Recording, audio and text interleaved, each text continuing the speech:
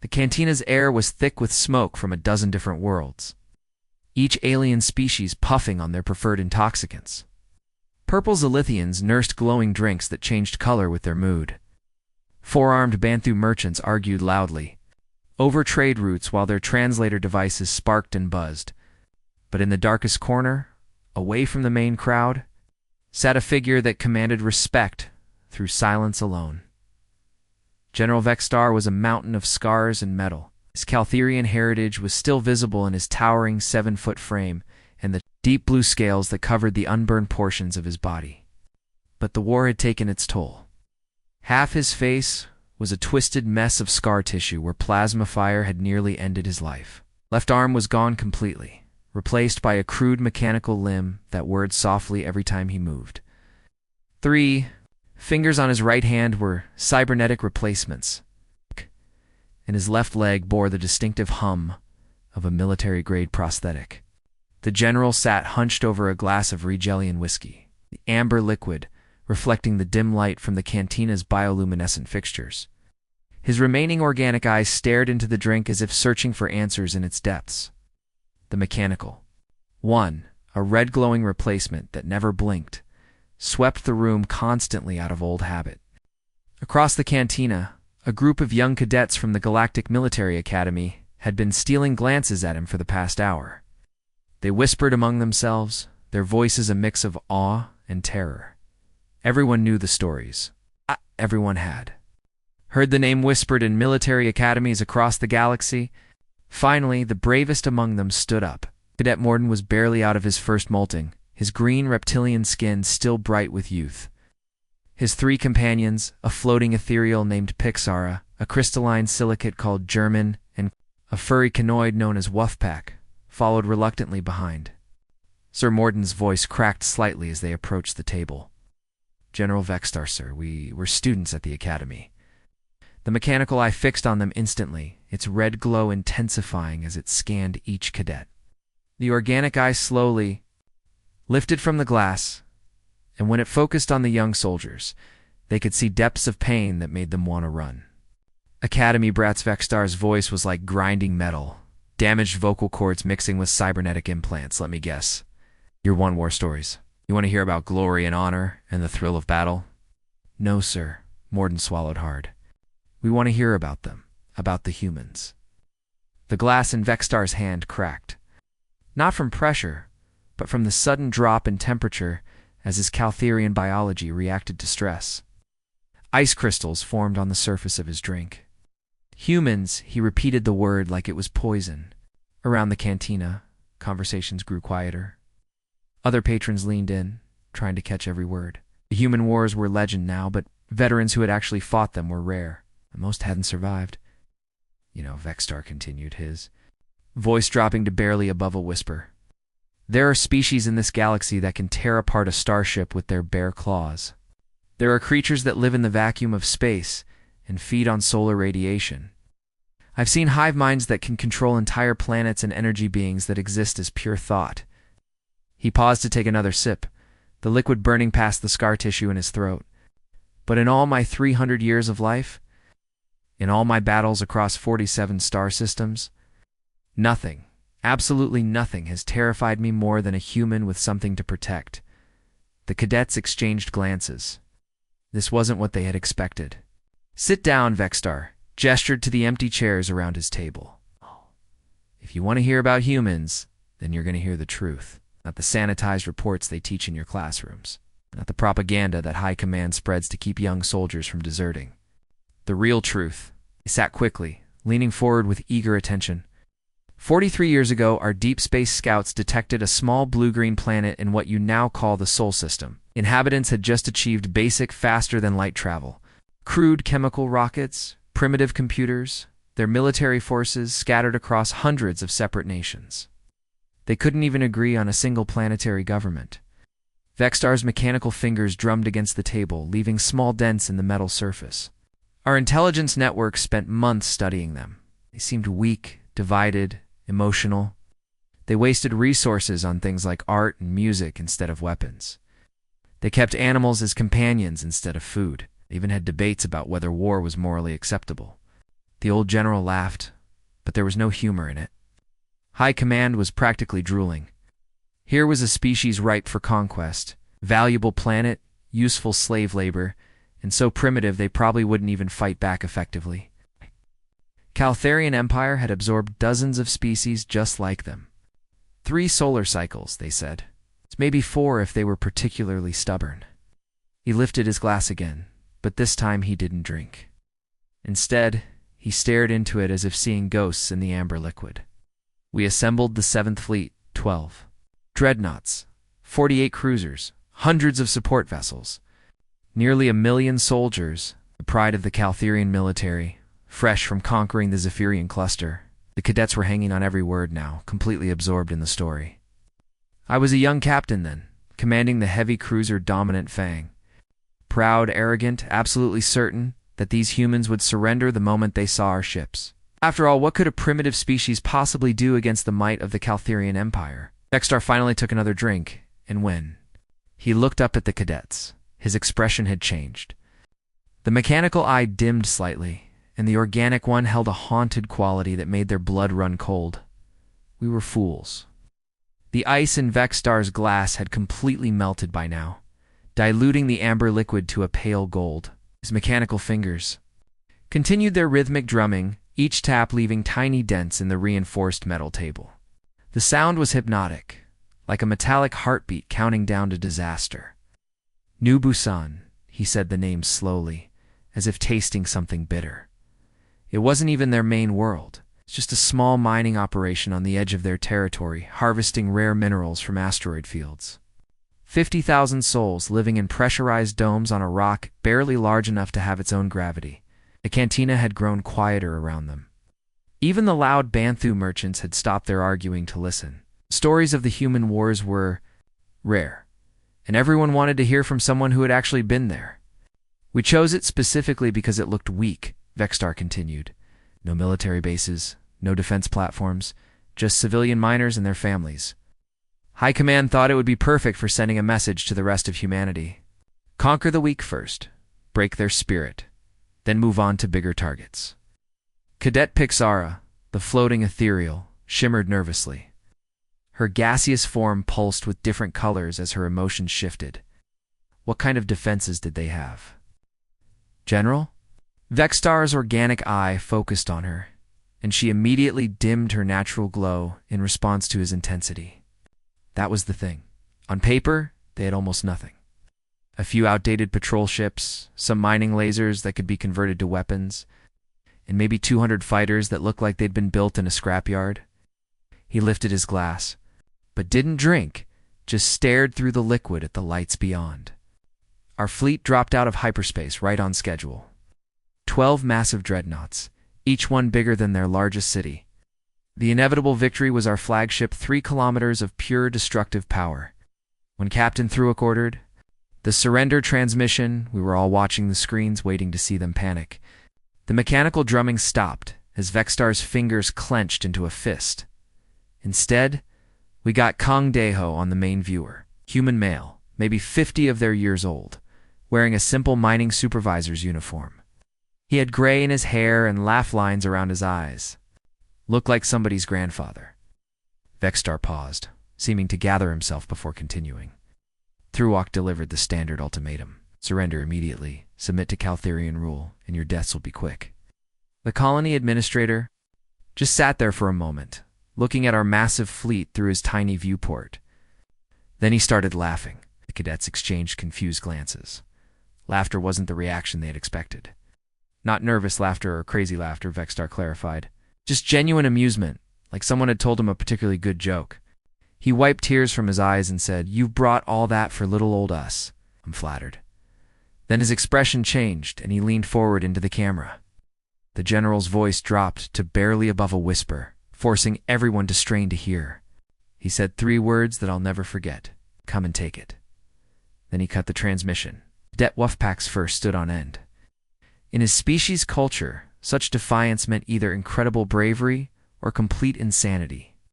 Captain Thruok was furious, Vextar continued. He ordered an immediate demonstration of force. We targeted their main orbital station, A simple cargo transfer point with maybe a dozen workers aboard. One plasma torpedo from the inevitable victory, and it was gone in a flash of superheated gas.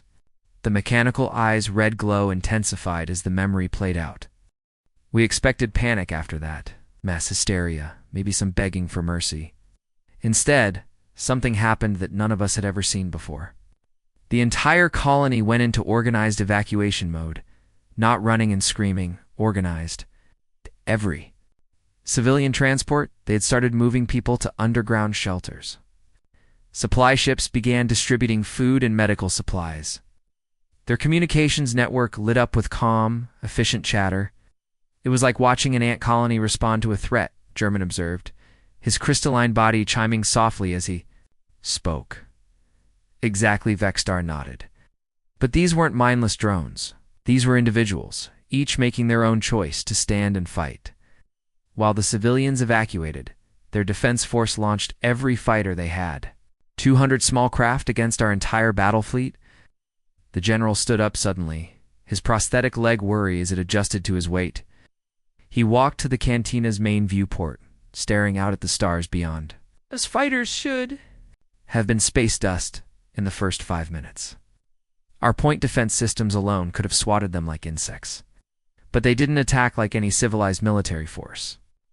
They came at us in waves, using their own ships as weapons. His reflection in the viewport showed the full extent of his scars, and several patrons gasped when they saw him clearly for the first time. The first wave hit us conventionally. Energy weapons, missiles, standard fighter tactics. We shot down maybe 30 of them without taking any real damage.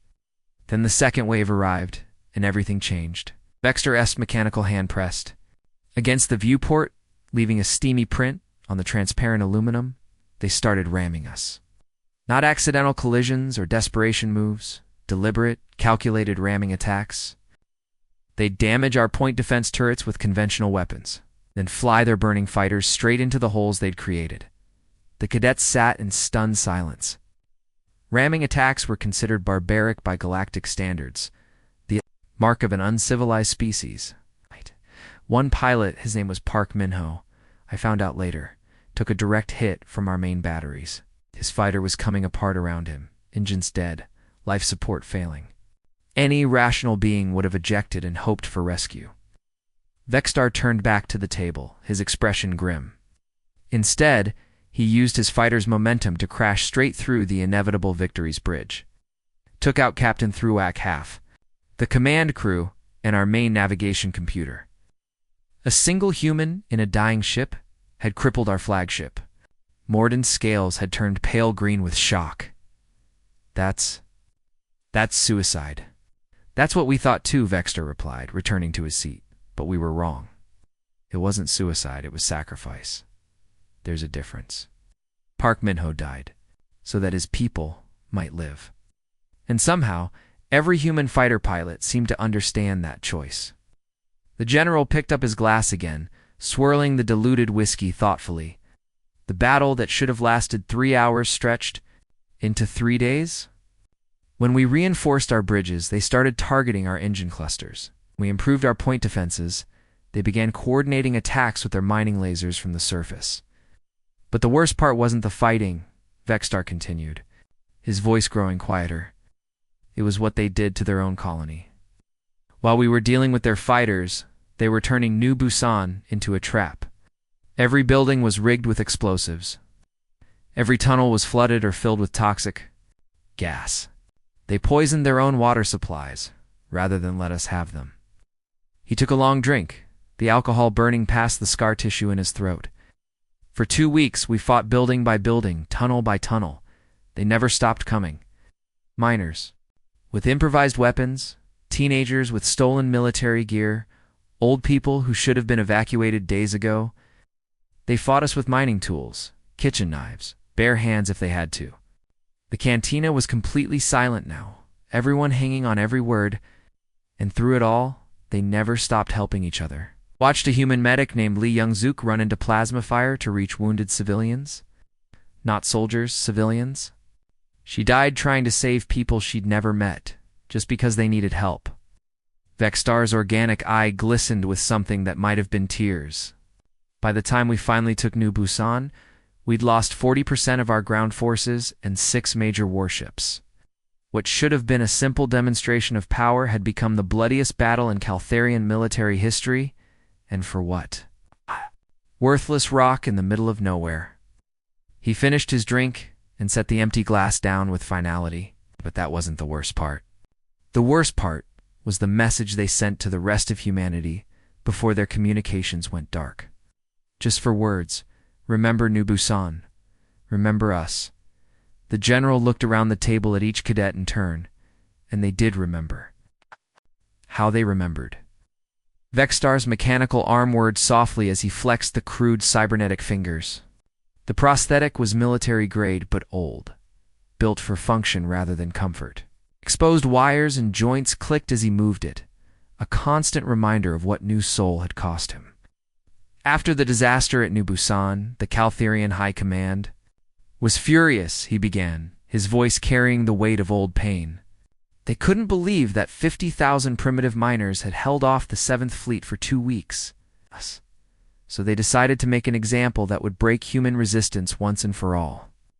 The cantina's ambient lighting flickered slightly, casting dancing shadows across Vexstar's scarred features. His organic eye stared into the distance while the mechanical one continued its slow scan of the room. New Seoul was their fortress world. Not their capital, but close enough. 3 million humans living on a planet that had been turned into one massive military base over generations. Mountains honeycombed with tunnels, underground cities that stretched for kilometers, defense platforms that could punch holes through dreadnought armor. Cadet German-esque crystalline body chimed nervously. How many ships did High Command send? Everything, Vexstar replied flatly. The 1st, 3rd, 5th, and 7th fleets. Nearly 2,000 warships. 50 million soldiers, marines, and support. Personnel. It was the largest military operation in Caltharian history. He paused to signal the bartender for another drink. When the fresh glass arrived, he stared into it without drinking. I'd been promoted to admiral after New Busan, given command of the 3rd Fleet. The plan was simple: surround the planet, cut off all supply routes, and bombard them into submission. Standard siege tactics that had worked on dozens of worlds. Mechanical drumming resumed as his fingers tapped against the table. We established the blockade without incident. Every approach to New Seoul was covered by our guns. Nothing larger than a space pebble could get through. Their orbital defenses were impressive, but we had overwhelming numbers. Within the first week, we destroyed every satellite, space station, and defensive platform in the system. Vexstar lifted his prosthetic arm, rotating it slowly so the cadets could see the crude workmanship and battle damage. This arm lasted exactly 43 days into the siege. Want to know how I lost it? The cadets nodded eagerly, leaning forward in anticipation. The humans had gone silent after we destroyed their orbital infrastructure. No communications, no surrender offers, nothing. Command assumed they were preparing to give up, so we began. Ground operations, landing assault troops in what looked like abandoned cities. His organic eye closed as the memory played out. Seoul Prime was their capital city. 8 million people before the war started. When our scanners swept it from orbit, we detected maybe 50,000 life signs scattered throughout the ruins. The rest seemed to have evacuated or died in the bombardment.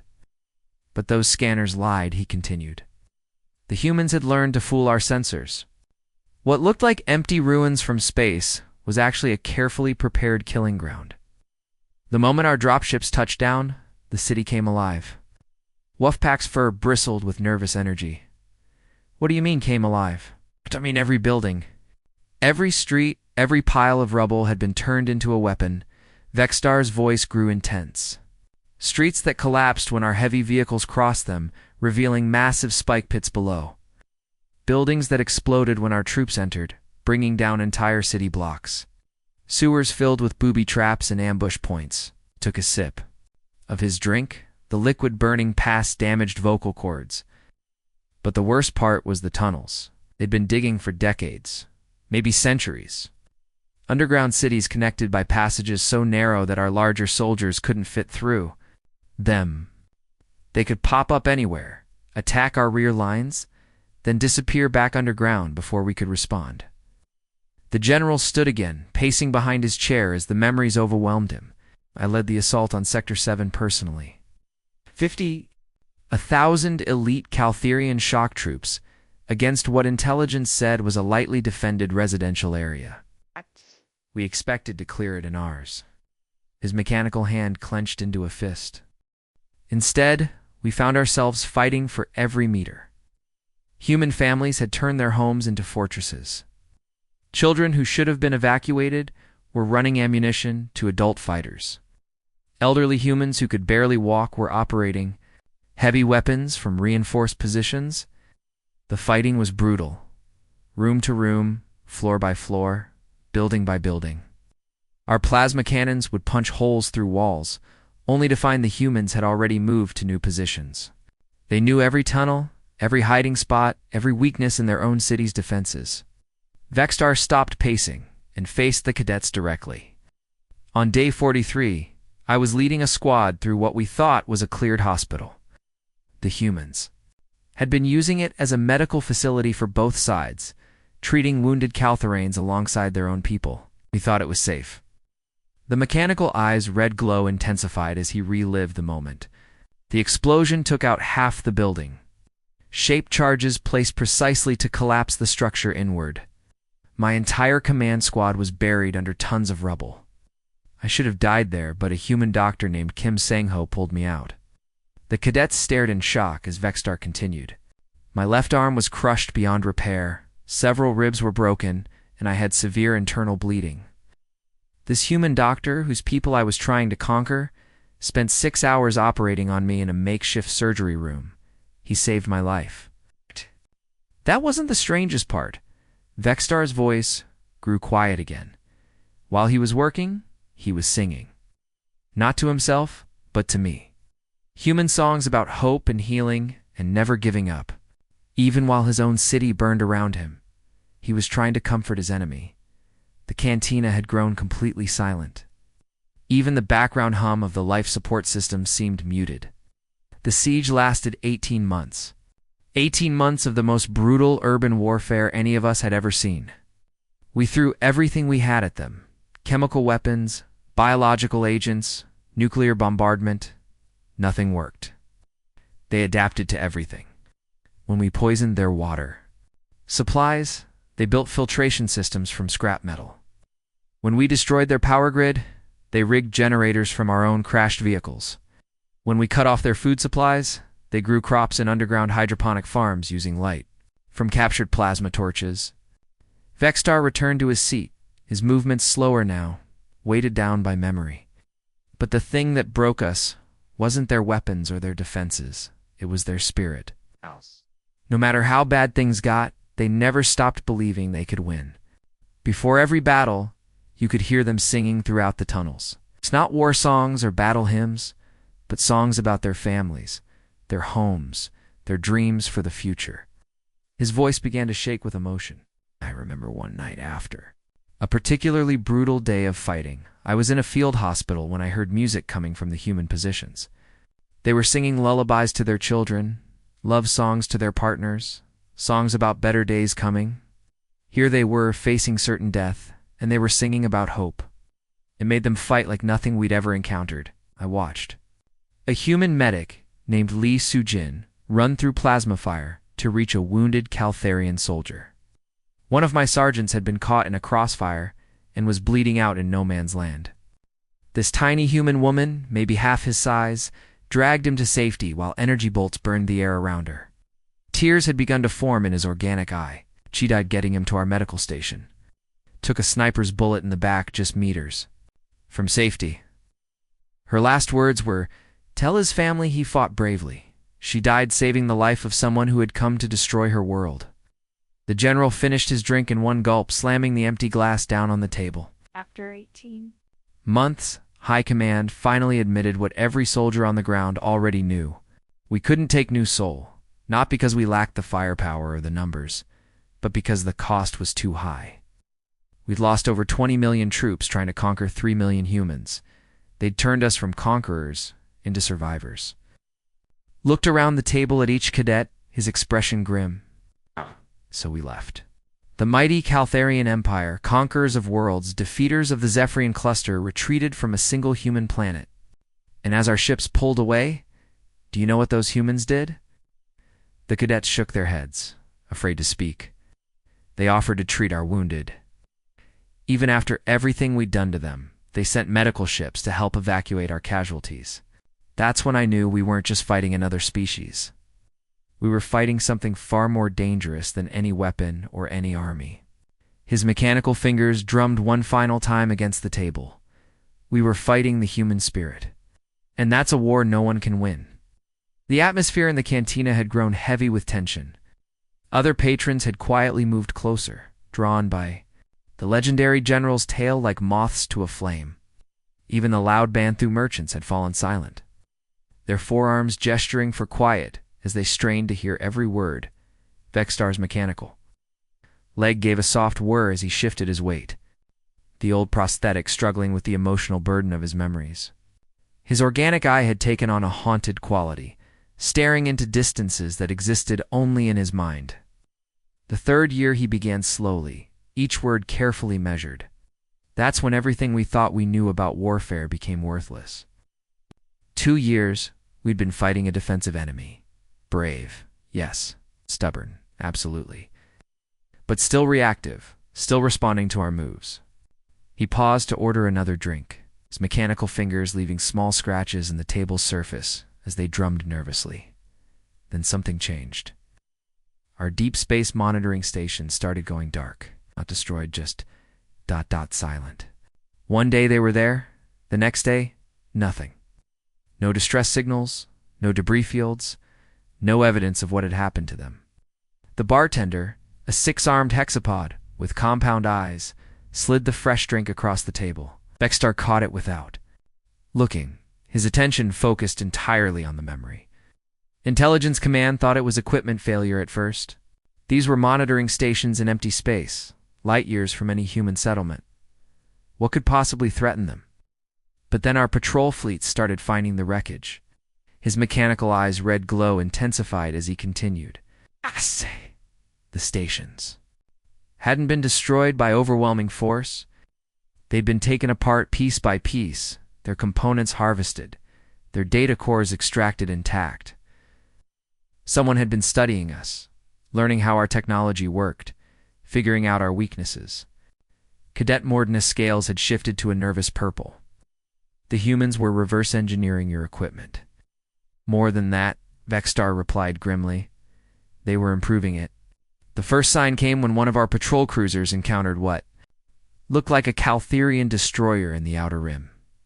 Standard configuration, familiar energy signatures, proper identification codes. When they moved to escort it back to base, it opened fire. The general took a long drink, the alcohol doing little to wash away the bitter taste of memory. Ow!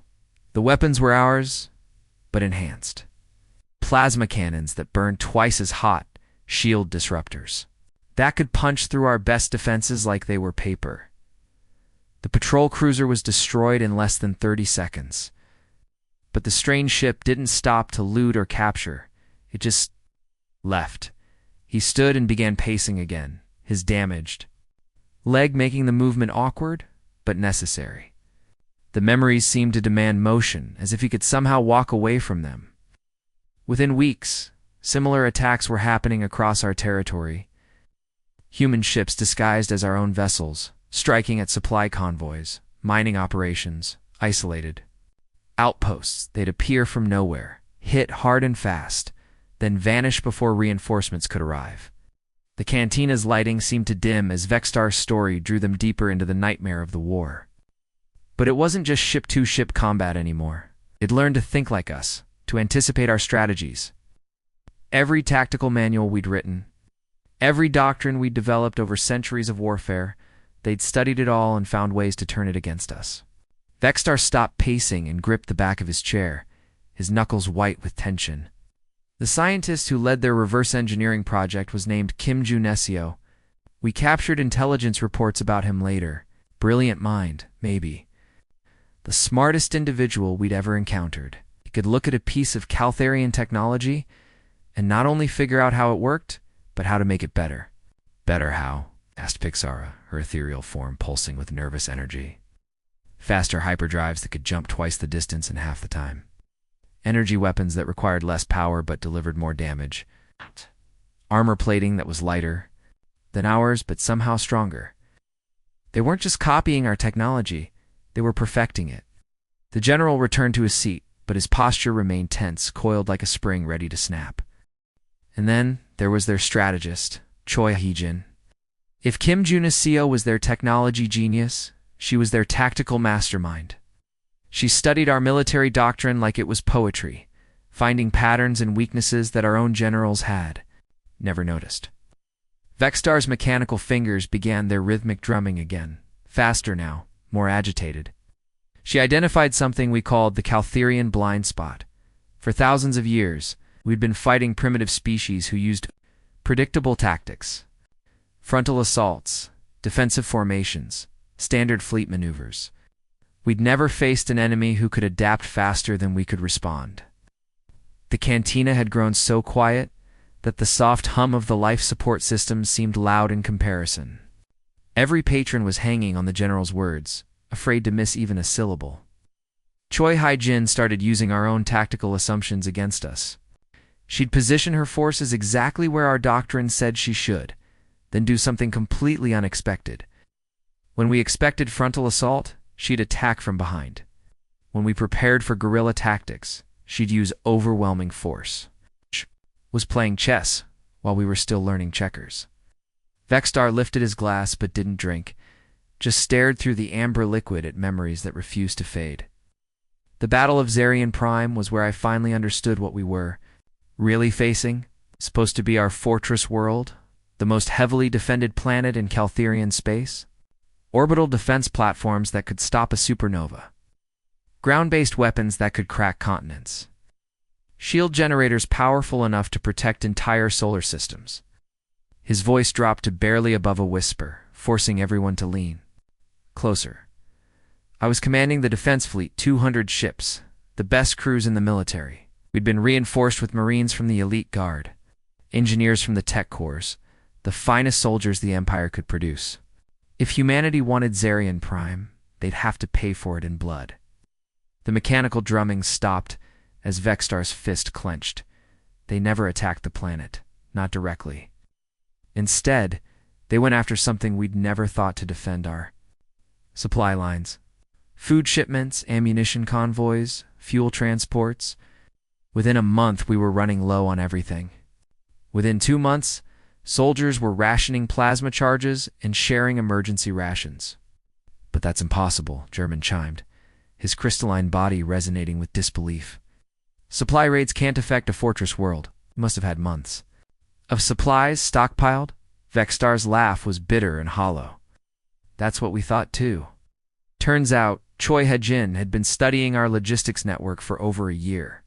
She knew exactly which supply routes we depended on, which shipments were critical, which delays would cause the most disruption. She didn't just cut our supply lines, she surgically removed the ones that would hurt us most. Again, but this time he moved to the cantina's main viewport.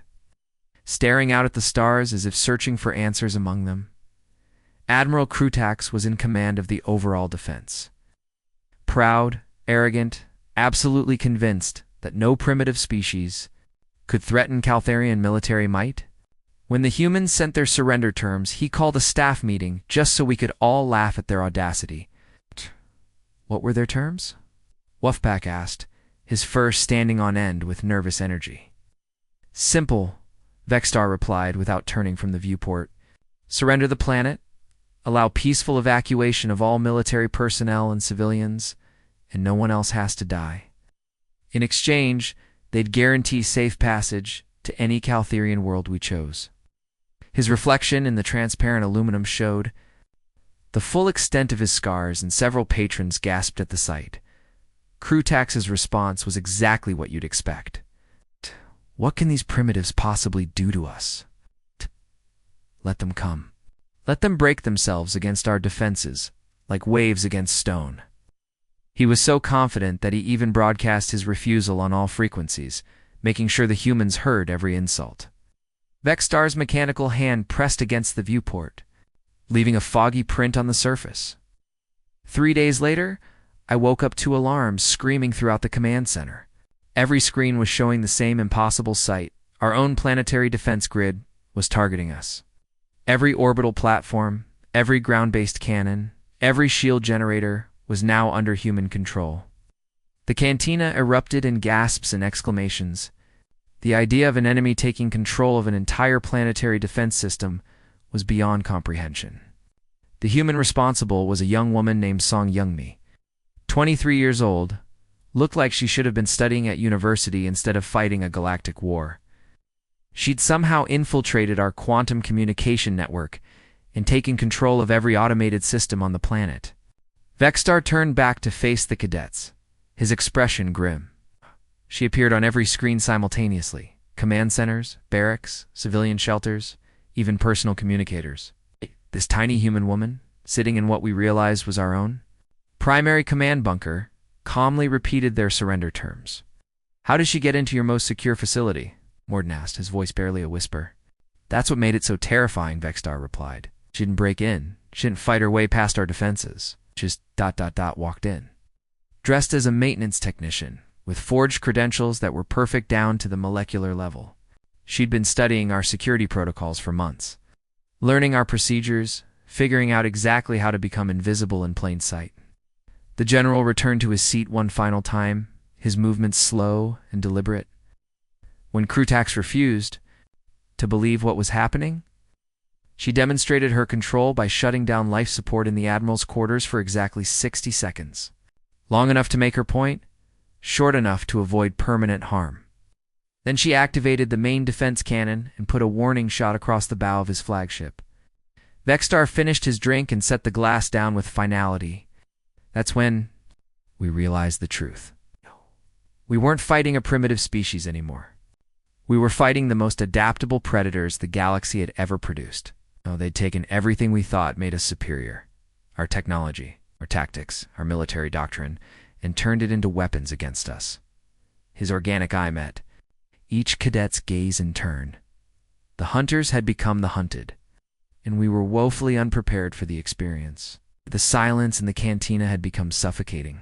Vexstar's words hung in the air like smoke from a dying fire, each syllable carrying the weight of a galaxy forever changed. The old general's mechanical joints whirred softly as he settled back into his chair, but his posture remained rigid, as if the memories themselves were a physical burden he couldn't set down. 5 years, he said quietly, his organic eyes staring at nothing. 5 years of the most brutal warfare the galaxy had ever seen. By the end, both sides were exhausted. Our fleets were scattered, our worlds scarred, our people broken. The humans had proven they couldn't be conquered. But at what cost? He gestured to the bartender for another drink. But when it arrived, he didn't touch it. Instead, he rolled the glass between his palms, the amber liquid catching the dim light. I was on the bridge of the relentless fury when the message came. Through, not a battle report or a tactical update, but something none of us had expected. A communication request from the humans. They wanted to talk. Cadet Pixar's ethereal form shimmered with confusion. After everything that had happened, they wanted to negotiate. That's what we thought too, Vexstar nodded.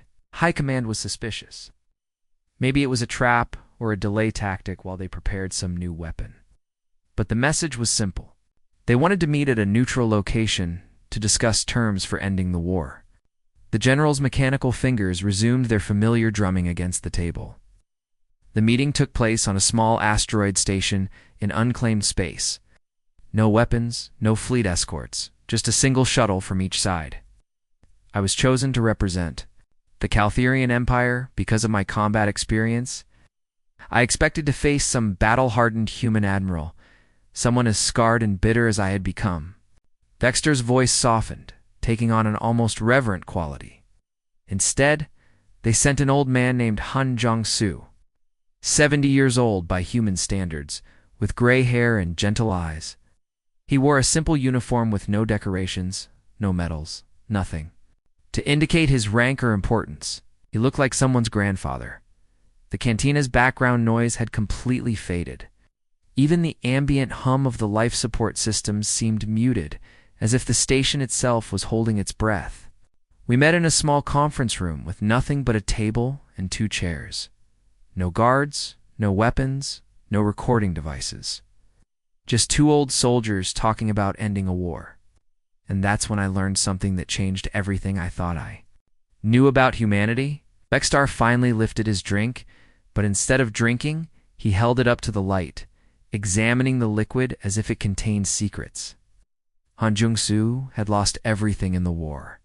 His wife died in the bombing of New Busan. His son was killed defending New Seoul. His daughter vanished when the humans evacuated their outer colonies. Everyone he loved was gone, victims of the conflict I had helped start. The general's voice began to shake with emotion. I expected him to hate me, to demand revenge for what we'd done to his people. Instead, he asked about my family, about my world, about what I hoped to accomplish by continuing to fight. What did you tell him? Wolfpack asked, his first standing. On end with nervous energy. The truth, Vexstar replied simply. That I was tired. That I'd seen too much death, caused too much suffering. That I didn't know how to stop even though I wanted to. Don't. Do you know what he said? The cadets shook their heads, afraid to speak. Said, Then let's figure it out together, Vexstar. Set down his glass without drinking, his hands trembling slightly. For 3 days, we talked. Not about surrender terms or territorial concessions, but about peace. Real peace. Han Jong-soo didn't want to destroy the Caltharian Empire or punish our people. He wanted to end the cycle of violence that had already claimed many lives. The general stood and walked to the viewport again, his reflection ghost-like in the transparent aluminum. The peace treaty we signed wasn't like anything in galactic history. No reparations, no territorial demands, no occupation forces. The humans asked for only one thing, a promise that we would work together to prevent future wars. They wanted to build something better than the cycle of conquest and revenge that had dominated the galaxy for millennia. But how could they trust you after everything that had happened? German asked, his crystalline body chiming with confusion. Vexter turned back to face the cadets, and for the first time that evening, something like a smile crossed his scarred features. Because they understood something we didn't. Forgiveness isn't about forgetting the past. It's about choosing a different future. Han Jong-soo knew that destroying the Caltharian Empire wouldn't bring back his family, but building a lasting peace might prevent other families from suffering the same loss. The old general returned to his seat, his movements slower now, as if the weight of memory was finally becoming too much to bear. That was 40 years ago. Since then, the galaxy has changed in ways none of us could have imagined. Humanity didn't conquer us, they invited us to join them. They shared their technology, their knowledge, their vision of what the galaxy could become. He gestured around the cantina, indicating the diverse mix of species drinking and talking together. Look around you. Caltharians, Zephyrians, Banthu, Ethereals, all sitting together in peace, trading stories, sharing drinks, working toward common goals. This is humanity's true victory, not the conquest of their enemies, but the transformation of enemies into allies. Vexter's mechanical eye focused on each cadet in turn, but never, ever mistake their mercy for weakness. The Zephyrian slavers made that error 15 years ago. They thought humanity's peaceful nature meant they wouldn't defend themselves. They attacked the human colony New Incheon, thinking to capture slaves and valuable resources. The general's voice dropped to a whisper that somehow carried more menace than any shout. 300 Zephyrian warships jumped into the system. The largest slaving fleet ever assembled, expected to find a lightly defended agricultural world with maybe a few patrol ships for protection. What happened to them? Morden asked.